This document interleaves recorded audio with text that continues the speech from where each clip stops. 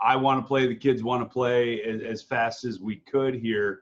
But with the restrictions that we're under from the city and the guidelines, moving it back, it's kind of the last chip that we had to play as far as getting the team ready to play and getting that time back on our side. No football games in August and now no games in September, but the 2020 Temple football season is less than a month away. Temple season got pushed back 2 weeks, but we're still here to bring you the latest. The long wait is finally over. Inside the Nest is back, and it starts right now.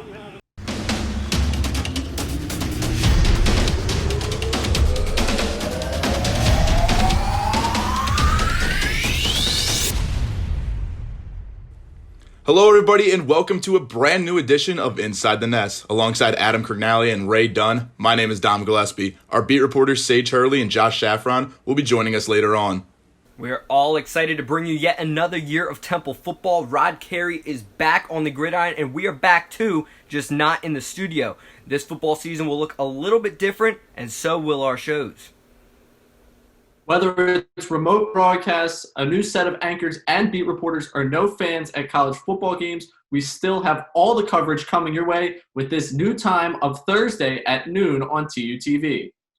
There is a ton to get into this show, but we'll start with the breaking news coming out of Rod Carey's press conference last week. Yeah, Dom, since Temple football resumed its practices, Rod Carey and other members of his staff, including coaches and players, have started twice weekly Zoom conferences to keep everyone updated on the team's progress. The big news from one of the Zoom conferences came on September 8th. Just when you thought week 1 was just 2 weeks away, Carey announced that instead of opening the season at Navy on September 26th, Game 1 won't be played until October 10th. So add another 2 weeks to that countdown we had already. We'll have more on the rest of the Temple's football schedule later in the show. But first, let's talk about how we got here.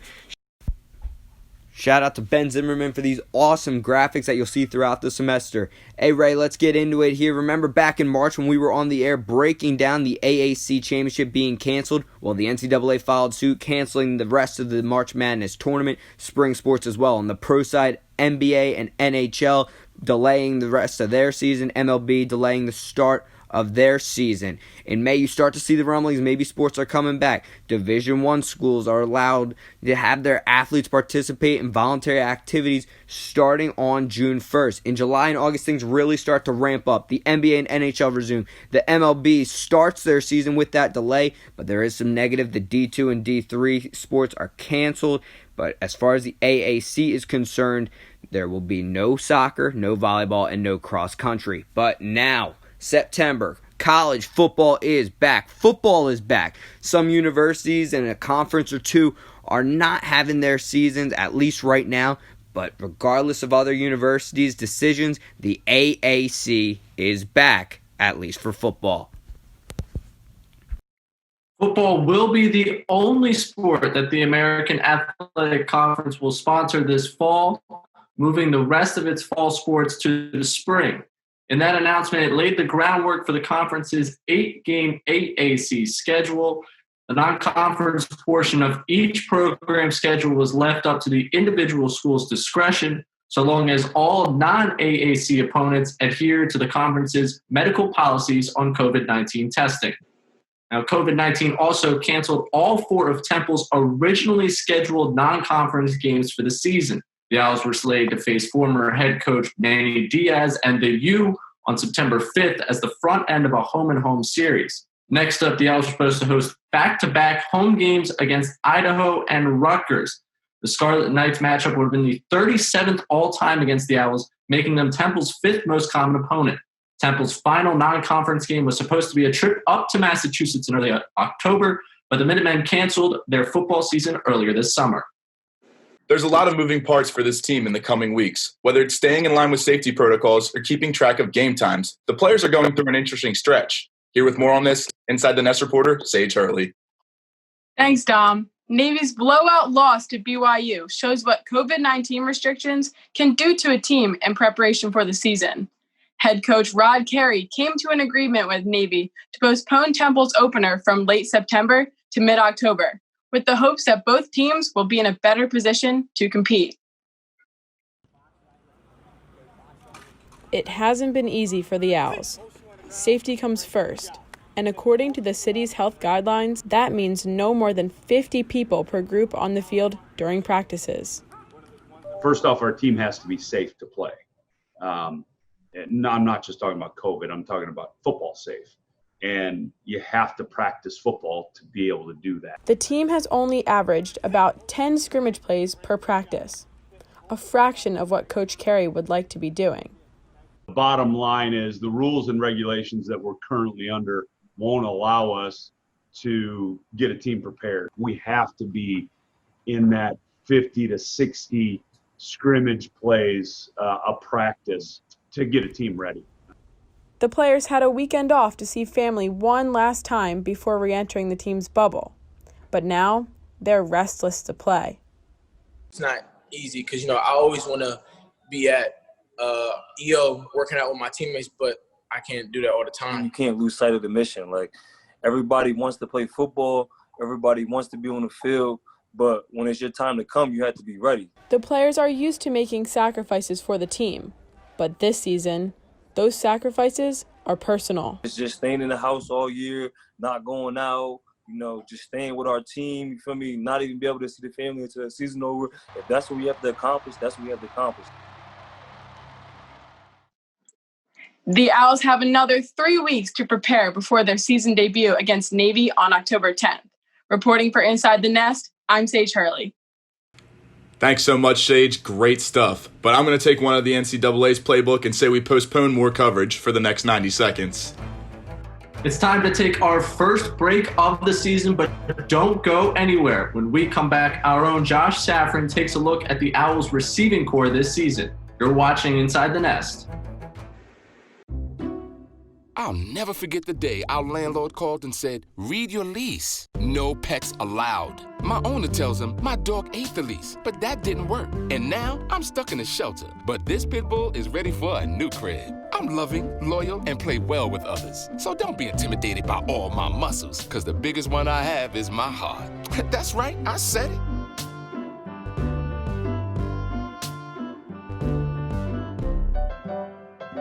Bye-bye. Get up, safe.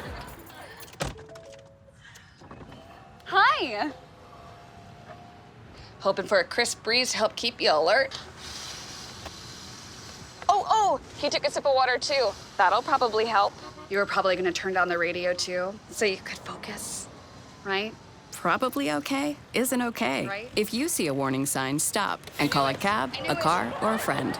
I think the water line is what really drove it home. I blew on him. Well, Thomas, you've got pre-diabetes. But with more exercise and a change in diet, it can be reversed. I've tried exercising. It just makes me hungry for bacon. I love bacon, too. And who really likes to exercise? Not me. Me neither. Nobody. So we're good? What? Oh, you still have pre-diabetes. Big time. Welcome back to Inside the Nest. With all the changes to Temple's schedule, it can be confusing to know where and when the Owls are going to take the field. In the coming weeks, we'll be sure to dissect the schedule, but here's the first 4 games for the Owls. This season will be the latest recorded start to a season in program history. When we dive deep into the football's team's media guide, we found out the team has only started 6 seasons in October, the most recent in 1958. Another scheduling oddity is the Owls starting this season where last season ended, in Annapolis, Maryland, the site of their Military Bowl loss to UNC last December. Now we know when they're playing. Let's take a look at how the coaches think the season will shape up in the AAC. Remember, with the departure of UConn last year, there are now only 11 teams currently in the American Conference. Taking a look at this preseason poll, there is nothing new at the top of the list, as we see some familiar faces at 1 and 2 in UCF and Cincinnati. Temple, on the other hand, is coming in at 8th, a little low despite 2 teams ranked ahead of them in Memphis and Tulane, and also being 5 and 3 in the conference overall last year. In fact, Temple hasn't finished below 500 in conference play since 2013. The Owls will surely be looking to turn some heads week 1 against Navy. And to break it down even more, we bring in Inside the Nest reporter, and for the first time joining us, Josh Safran. Josh, how's it going over there, man? Thanks, Adam. As students trying to produce a live show, we know how much of a difference 1 year can make. But for collegiate coaches, the changing of seasons is a time to fill gaps left by graduating seniors and NFL draft picks. For Coach Carey, the list is long for those ready to fill the hole left by NFL receiver Isaiah Wright. It was this week last year. Temple was off to a 2-0 start, and wide receiver Isaiah Wright had already caught a pair of touchdowns en route to a season that would earn him a spot on an NFL roster. But the returning corp of wide receivers is still one of the deepest groups on this team, returning 3 single-digit players in Brandon Mack, Randall Jones, and Jaden Blue. You got matchups with fast guys on linebackers, big guys on small corners. Shoot, for Russo, it's heaven on earth for him. He could pick his poison. The tandem of Mack and Blue racked up 1,971 receiving yards, accounting for almost 40% of Temple's offense last season. But Blue was probably the biggest surprise, setting Temple records in both catches and receiving yards. From the first day I showed up, he stood out. He stood out as a human being. He stood out as a player. Sometimes when you have guys that have big years like that, they come back sometimes not as motivated, or they've been listening to the outside noise about how great they are. He hasn't. Well, I will have that same year. There's no if, no doubt about it. I know that that pressure is not going to go away. It just makes you feel better to know that you got other guys that are going to have that pressure on them as well. One of those other guys is single-digit receiver Randall Jones, who had just 1 reception last season before redshirting due to injury. While I was rehabbing and stuff, I was just getting better mentally and becoming more of a player of the game. I knew my time was going to come, and it's here now, so I'm focused on this season. That reception, a 32-yard touchdown catch versus UCF. Reporting for Inside the Nest, I'm Josh Safran. Before the season last year, Jones was actually granted single-digit honors, where he briefly donned the number 7. This season, however, Jones swapped his 7 for a 0, and when asked why, Jones said he thought it would be cool to be the first Temple football player ever to wear a 0. I'm Josh Safran. Dom, back to you. Thanks so much, Josh. While Randall Jones switching his single-digit numbers, a couple players earned them. With the start of a new season less than a month away, let's go over who will be wearing those single digits week 1. As it stands right now, there are 7 players set to wear a single-digit number this year. As Kobe Bryant once said, it's different animals, but the same beast. 3 of them being newcomers to the club. Jaden Blue will be wearing number 5, Christian Braswell, number 2, and Amir Tyler, number 3. There are still numbers up for grabs by my count. Numbers 4, 7, and 9 still need some representatives. It will be really exciting to see which one of those guys can make a real impact this year. But for now, it's time to take another timeout. That's right, but now, guys, we don't have any more timeouts remaining, so you know what that means. We're going no huddle when Inside the Nest returns.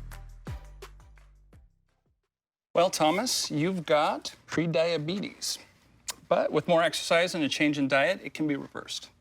I've tried exercising. It just makes me hungry for bacon. I love bacon, too. And who really likes to exercise? Not me. Me neither. Nobody. So we're good? What? Oh, you still have prediabetes. Big time.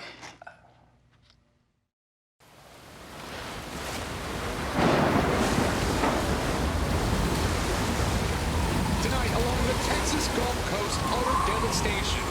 Harvey barreled ashore overnight, packing 130-mile-an-hour winds, blinding sheets of rain, and the treacherous storm surge. Harvey can't mess with Texas. So donate now to help make Texas whole again. Bye-bye. Hi. Hoping for a crisp breeze to help keep you alert. Oh, he took a sip of water too. That'll probably help. You were probably gonna turn down the radio too, so you could focus, right? Probably okay isn't okay. Right. If you see a warning sign, stop and call a cab, a car, or a friend. I think the water line is what really drove it home. I blew on him. Welcome back to Inside the Nest. We may have a shortened show, shortened season with a range of uncertainty, but there was no way we'd shortchange everybody's favorite segment. Absolutely No Huddle is back, but this year is going to look a little bit different compared to last year. Each week, one of us is going to be asking the questions to the other two hosts, but there's a catch.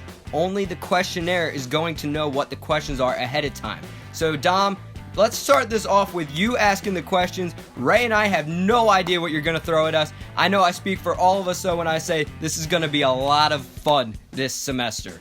All right, I'll try not to catch you guys too flat-footed, but let's start it off here. Ray, we'll start with you. There are only 7 players right now, as you just heard me say, set to wear a single digit. So who else could you see snagging one of those numbers?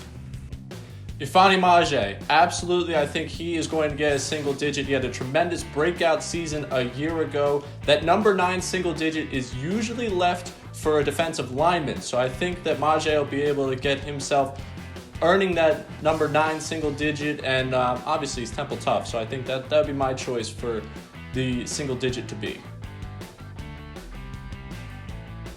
Yeah, no, definitely. I'm agreeing with Ray 100% with Ifeanyi Maje, but just for, little switch up between the two answers. One guy that, I think we've thought about for the past few years that's kind of interesting.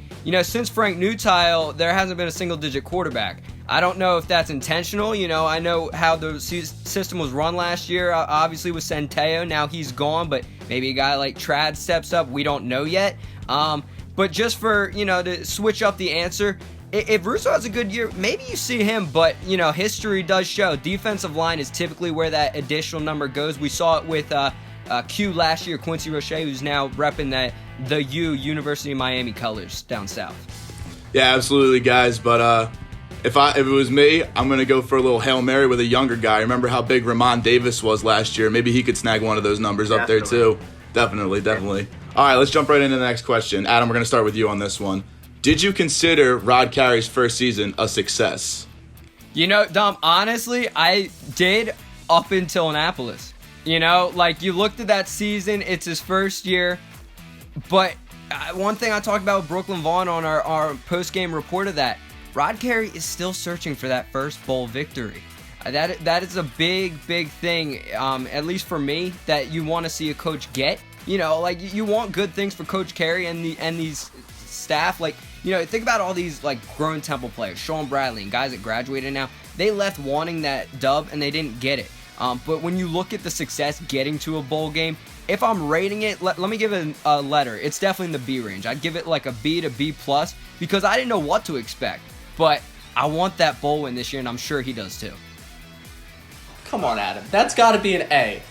8 wins. You are a couple of bad plays away in Cincinnati from getting to a conference championship game. You do get the bowl game against the ACC opponent, they were very much a surprise to be that good, considering they had a shift to one coaching staff, shifted to another coaching staff, still ended up with the most Owls drafted from the program in history, got themselves to a bowl game, and were very competitive in the conference. For a first-year head coach coming from the MAC, I think I'm going to be okay and satisfied with an A range for Carey's first season. That's a success, regardless of what happened in Annapolis. I'm going to have to agree with Adam here, Ray. A implies to me it's perfect. I mean, obviously you're never going to see Temple go 12-0, but there was those bumps in the road, the loss at Buffalo, their inability to play on the road, and that bowl loss, of course. But it was a success in some aspects, but not overall. All right, next question. One sleeper pick for a breakout star. Ray, we're starting with you. I think I already know who you're going to say, but who you got? I'm going Manny Walker. I think the coaching staff has been really high on him. He's the defensive end, grad transfer from Wake Forest. They need someone to step up on the defensive line in terms of the ends. Obviously losing Roche, you lost a lot of depth there as well. I think the coaches have been really happy with his leadership, the way he works. He wasn't given as much of a shot at Wake Forest as he probably should have. And Walter Stewart's a great defensive line coach. I think that he just churns out stars, and Manny Walker to me just fits to be the next one. Yeah, Ray, that's a great pick. You obviously look at, as far as replacing guys, you get that all the time in college football, right? Especially with the linebacking core this year, that's going to be an area to really watch. You already got a single digit in IGM But one thing that I was really thinking about, especially when you asked this question, Dom, is, we hear about Christian Braswell, you hear about Amir Tyler, they're both single digits, as we've mentioned. One guy that's kind of getting hidden, that kind of hasn't had a breakout chance yet, is Linwood Crump. He's a graduate return, and when he played more than 4 games, he redshirted last year, he gets his hands on the ball. He had 3 picks the year prior. I really think that he could, he's returning. He wants to do well. I think that he's kind of a sleeper pick because there's so much focus in that secondary on those 2 single digits, but Linwood Crump could really, really stand out, and I'm looking for him to have a good year and a healthy year for sure. Both great picks. If it's me, I'll just put in my 2 cents real quick. It's Aaron Jarman stepping up. You see Kenny Yeboah transferring, so you need another tight end to step up there. My pick's Jarman. All right, Adam, we're starting with you on this question. Which side of the ball do you think is going to struggle more when Temple finally plays its first game? Do you think it's going to be the offense or the defense? Right off the bat, like I kind of just mentioned, my main concern is stopping that run game in the middle of the field. That linebacking core is young. Not saying that they can't step up, but there's a big shoes to fill. You're talking about 2 new NFL players, Chappelle Russell and Sean Bradley, leaving the nest last year. That's big. That's something that I really want to hopefully see Temple step up. And obviously you lose that front. You lose a guy like Quincy Roche. You obviously still have Efine up there, but that defensive group is pretty young. So if I'm looking at it, Josh mentioned earlier in the show about that wide receiving group. I'm really looking like that defense is probably weaker, but hey, love them to surprise me. I'm going to go a little bit outside the box on this one. I want to see the special teams perform this season. The special teams last year, I felt like we got on Inside the Nest last year every week, and we had a segment, what's up with the special teams now? What's going on with this special team? That's what I'm looking for this season. I'm looking for the special teams to take a step up this year. I think that's where my concern lies, because they didn't prove last season that they were the reliable unit that they need to be for Temple to be consistent and be able to win the big games that you guys talked about earlier about why he didn't grade out Carey's first season as successful as it could have been. And real quick, Dom, before we ask the next question, let's not forget Isaiah Wright's gone too. You return-wise, you're going to have somebody back there new too. But, yeah. The special team struggles was a big part of why Temple dropped that game to Cincinnati and why Adam and I might not think Carey's first season was as successful as maybe you, Ray. So that's a great point you bring up there. All right, we talked enough football, but let's talk about you 2 guys. Last question here. Do either of you guys pick up any interesting hobbies during your time quarantining? Ray, let's start with you. Let's see. I learned how to make cheesesteaks. I did a lot of work at a pizza place. That'd probably be my hobby. I can cook a little bit, not a lot, but I can cook now. I also did some free writing, some creative writing, some journaling. So that's been my off season. Let's just say I'm very happy this is back because there's a lot that I actually want to do now. I want this to be my hobby again. I'm complete with Ray now. I'm very glad to be back with you guys. I missed you guys. The only thing that I've really been up to, other than becoming completely nocturnal at times, I was able to do some writing and reporting, which was definitely fun, getting to talk to some guys. But, guys, I'm going to be real. Madden just came out. It's not anything great, but video games have been there throughout. I think a lot of guys could relate to that throughout the semester, or the summer, I should say. But, just trying to stay home, stay safe, and, be back with you guys now. For me, I started my own YouTube channel, something small, but something fun that I picked up, really trying to round myself out as a journalist, and I'm having a great time with it. But that'll do it for this edition of No Huddle. But now more than ever, it's been important to stay up to date on all things Temple sports. Easiest way to do that, follow us on our social media to get the latest on not just Temple football, but all Owl athletics. And also make sure to look out for brand new editions of Owl Sports Update as well, starting this Friday on those social media platforms as Dom mentioned. Be sure to follow us on those social medias and subscribe on YouTube. Hit that notification button so you know when we post stuff to YouTube and to know when our latest content is posted. And make sure to check out our revamped website. OwlSportsUpdate.com now features written content and a whole host of information on where to find us throughout the week. Until next Thursday, thank you all for watching Inside the Nest, and we'll talk to you real soon.